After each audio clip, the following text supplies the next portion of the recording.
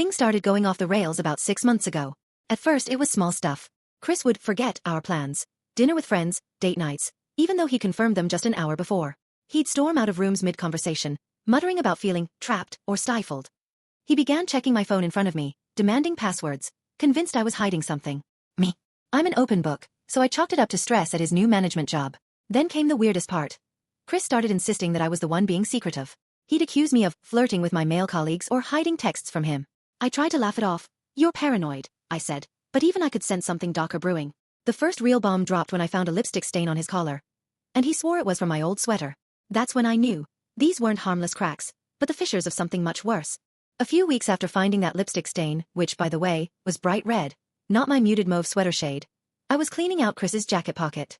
I found his phone face down on the kitchen counter, buzzing with notifications. Normally I'd ask him if I could grab it, but I was too scared to confront directly. Instead, I unlocked it while he was in the shower. He still hadn't changed his pattern lock since last month. My heart pounded as I scrolled through a message thread with a contact saved only as Sloan winking face. That wink emoji alone made me sick. The texts were casual at first, work banter, lunch plans, but then they got steamy. Sloan, can't wait to see you tonight. Winking face. Chris, counting down the minutes. You look incredible. Sloan. He has no idea. Shushing face. My legs gave out. I sat on our kitchen floor, phone trembling in my hand.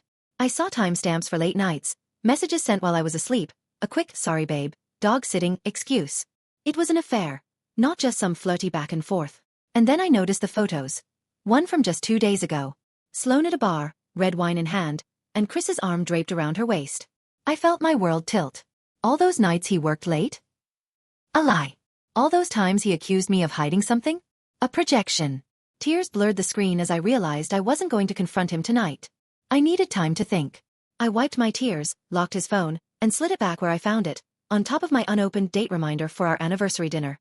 That evening, Chris came home humming some pop tune, completely oblivious.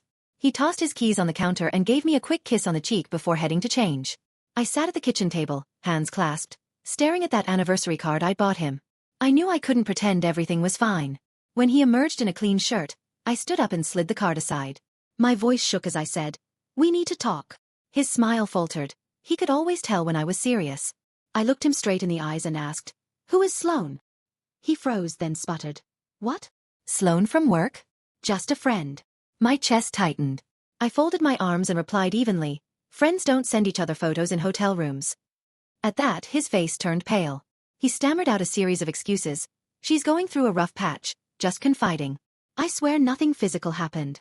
When I reminded him of the texts, late-night plans, wine glasses, whispered secrets, he accused me of breaking into his phone and violating my trust. He insisted, "You're being paranoid, Emma. This is over nothing." I realized then that his lies were woven so deeply he believed them himself. The man who once called me his rock now blamed me for tearing us apart. I closed my eyes, took a shaky breath and said, "I need time. I can't do this tonight." Then I walked out, leaving him in the echo of his own denials.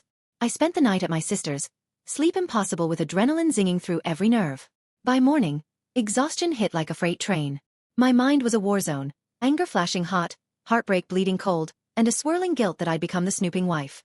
When I returned home, Chris was waiting on the porch, arms crossed, eyes dark.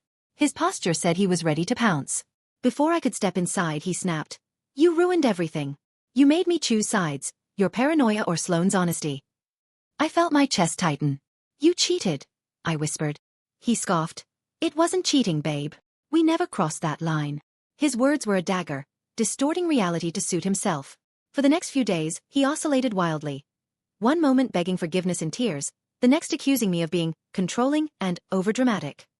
He'd barge into my workspace, pull me into a passionate make-up kiss, then sulk away for hours. I was whipsawed between doubt and fury, unable to trust even my own emotions. Then, out of nowhere, Sloan texted him while we were at brunch with friends. "Can't wait for Thursday, winking face." Chris's phone buzzed on the table. He slapped it down, glaring at me like I had done something wrong. The entire cafe went silent, and in that moment, I realized how twisted this had become. His lies were so practiced he could even hide the evidence without blaming me. By the end of the week, I was a shell, crying in the shower, staring blankly at my reflection, heart pounding like a war drum every time my phone vibrated. Woke up Saturday with a knot in my stomach and a resolve in my heart. I realized that waiting for him to choose me, or admitting that choice was never on the table, was destroying me. So I made a plan. First, I changed my passwords. Phone, email, bank account, everything. No more getting blindsided by his notifications. Then, I gathered evidence. Screenshots of his messages with Sloan, timestamps, that hotel photo. I printed them out and slipped them into a folder labeled, "For my lawyer." Next, I called my best friend, Maya, and asked if I could stay with her for a while. She didn't hesitate. She said, "You deserve more than this circus." That afternoon, I sat Chris down in the living room. No accusations, just facts. I laid out the folder on the coffee table and said, "Here's what you've been up to." His jaw dropped, he stammered, "Emma, please don't do this." But I felt calm for the first time in months. I told him I needed space to think, and that space was goodbye, at least for now. I packed a small bag, grabbed that anniversary card I never gave him, and left. Walking out the door felt like exhaling after holding my breath too long. I didn't know what the future held, divorce, counseling, or something else, but I knew I wasn't going to be a victim of his lies any longer. Over the next few days, I met with a family lawyer who walked me through my options. Divorce felt terrifying, but staying felt impossible. I filed for temporary separation, requesting our jointly held credit cards be frozen and a restraining order to keep him from contacting me outside of legal channels. Just enough to catch my breath. When Chris got served, his reaction was explosive.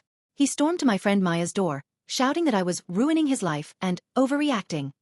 Maya called the police once he became aggressive. It was surreal, his jealousy and lies culminating in a public meltdown that left him handcuffed for the night and me standing outside with a pit in my stomach but also a flicker of relief. That incident made it real. The judge granted the temporary orders. I'd stay in our home while he found alternate housing, and he was ordered to keep his distance. For the first time in months, I slept through the night without hearing his car in the driveway. With the restraining order in place, the house felt both empty and strangely peaceful. The silence was no longer filled with tension but offered space to breathe. My mornings began to change. 6:30 a.m. Instead of dreading the phone's buzz or the sound of his car, I now woke up to sunlight streaming through the window. 7 a.m. I made coffee for one. No more wondering if he'd ruined my favorite blend. I savored each sip. 8 a.m. I went for a run in the park, headphones in, letting my thoughts drift without guilt.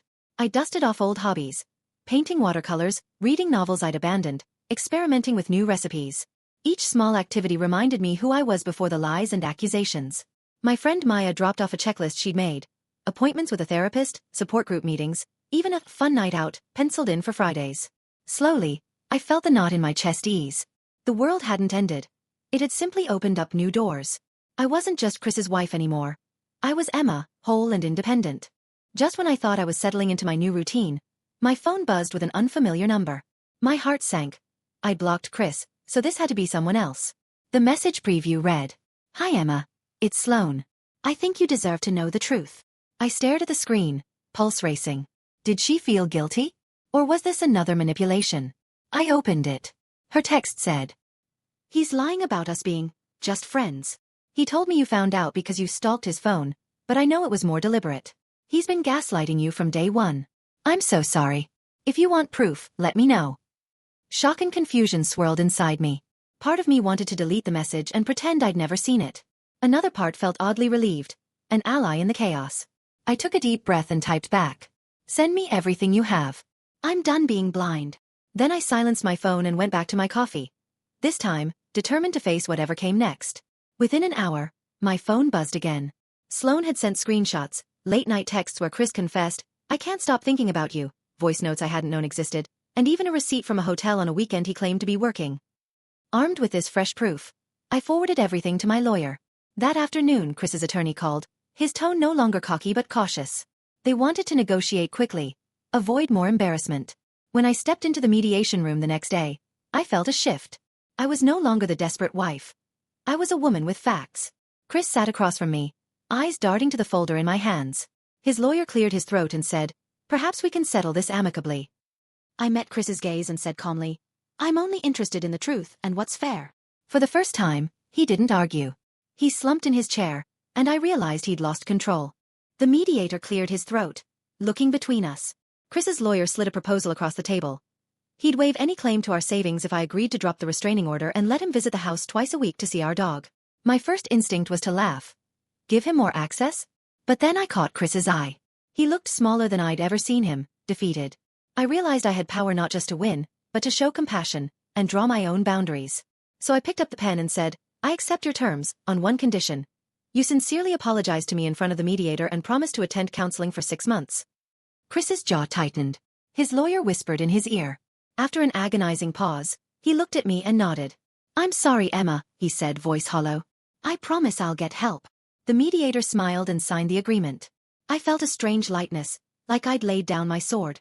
I walked out knowing I hadn't just secured fairness. I'd reclaimed my dignity. A week later, I found myself at the dog park, leash in hand, waiting for Chris's twice-weekly visit to see Baxter. As I sat on a bench, I replayed the last few months in my mind. The lies, the tears, the courtroom standoffs. It all felt like a bad dream. When Chris arrived, Baxter ran straight to him, tail wagging. I expected tension, awkward small talk. But instead, something shifted. Chris knelt down, scratched Baxter behind the ears, and for a moment, I saw the man I married, gentle, kind, buried under the wreckage. We exchanged a quiet apology. No grand speeches, just two people acknowledging their wounds. He asked softly, "How are you, Emma?" I paused, surprised by his sincerity, then replied, "I'm healing." Baxter tugged at Chris's sweater, reminding us both there was still love in that space, just not between us. And in that simple act of sharing our dog, I realized, forgiveness doesn't mean forgetting. It means letting go of bitterness so you can move forward. Over the next few weeks, my calendar slowly filled with me time instead of us time. I treated myself to small adventures I'd long postponed. Sunday mornings at the farmer's market, sipping chai lattes and sampling fresh pastries. No guilt about hogging the last almond croissant. Midweek museum trips, wandering galleries with my sketchbook in hand, stopping to capture a single brushstroke that spoke to me. Friday, friend dates, laughter-filled dinners with Maya and our new hiking group, swapping stories about life, love, and everything in between. One afternoon, I signed up for a pottery class. My first bowl collapsed under my clumsy fingers, clay flopping everywhere. Instead of frustration, I found myself laughing out loud. That laughter, genuine, unguarded, felt like the first true breath I'd taken in months. I also reconnected with old hobbies, devouring mystery novels in a hammock, baking sourdough loaves that rose like little triumphs, and even taking salsa lessons, where I twirled and tripped with wild abandon. Each misstep reminded me that it's okay to be imperfect. Best of all, I learned that happiness isn't a grand event. It's a series of tiny moments stitched together. The sun on your face, the smell of fresh coffee, the echo of your own laughter. And in reclaiming those moments, I found that Emma, whole, curious, and hopeful, was still very much here. One evening, about 2 months in, my phone pinged with a message from an unblocked number. It was Chris. "Hey Emma, can we talk? I miss you." My stomach flipped. Part of me wanted to reply immediately. Another part was wary. I reminded myself of all the late-night texts, the gaslighting, the broken promises. I took a deep breath and wrote back. "I'm glad you're doing your counseling.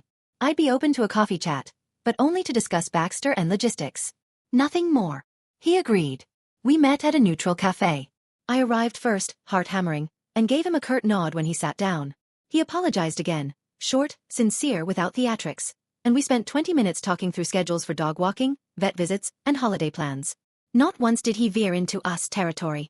When he tried to broach reconciliation, I held up a hand and said, "Chris, this is about Baxter.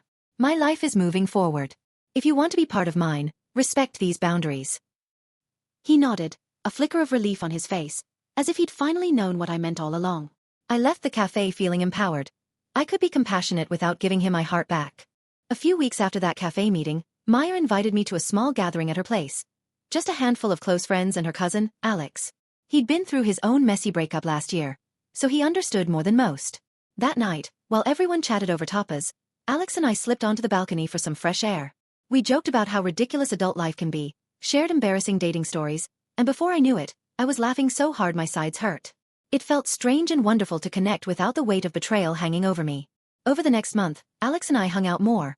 Coffee runs, movie nights, even a sunrise hike. He never pushed for more, never pried about Chris. He just listened and offered gentle support. He taught me that it's possible to open your heart a little at a time, without expecting perfection. One evening after a sunset walk by the river he said, "You deserve someone who's all in, Emma, and I think you're ready to let someone in." I realized he was right.